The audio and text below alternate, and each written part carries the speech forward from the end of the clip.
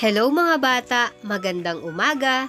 Nandito na ang aralin para sa ikalima at ika-6 na linggo para sa asignaturang Arts. Paper Mache, ang ating likhang sining. Pagkatapos ng araling ito, inaasahang nakasunod ka sa mga pamamaraan o hakbang sa paggawa ng paper mache na pantay at balanse.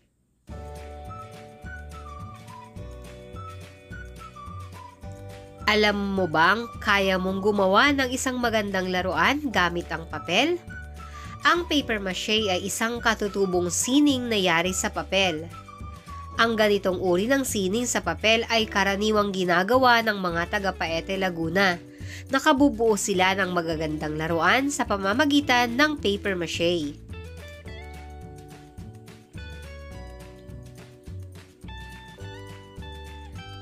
Kailangan nating bigyan ng pansin ang pagkakapantay o proportion at balanse ng ating ginawang dibuho upang makatayo itong mag-isa.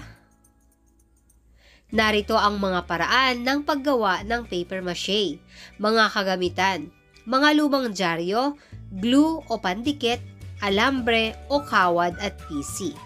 Una, gumawa ng balangkas ng isang hayop sa pamamagitan ng alambre o binalumbon na dyaryo.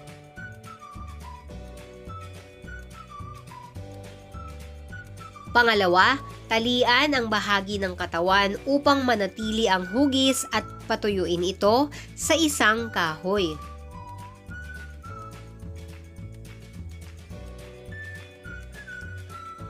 Pangatlo, punit-punitin ng maliliit ang lumang dyaryo at ibabad sa tubig ng magdamag.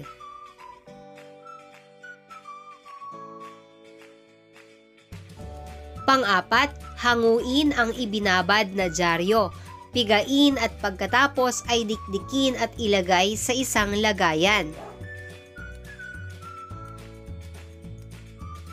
Panlima, pagsamahin ang dinikdik na dyaryo at pandikit at haluin.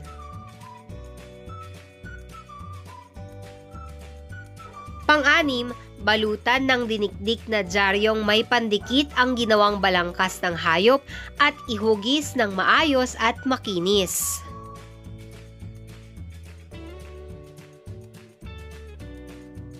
Pampito, patuyuin ang hinulmang hayop at pinturahan. Punan ng angkop na salita ang pangungusap upang makabuo ng makabuluhang talata tungkol sa aralin. Piliin sa loob ng kahon sa ibaba ang tamang sagot. Gawin ito sa iyong kwaderno.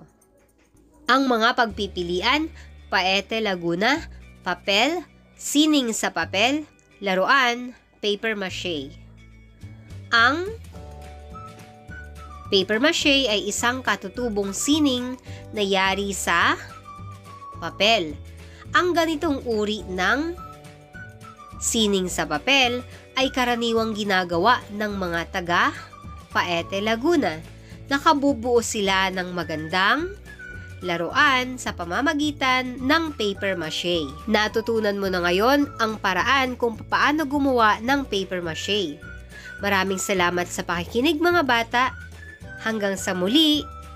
Paalam!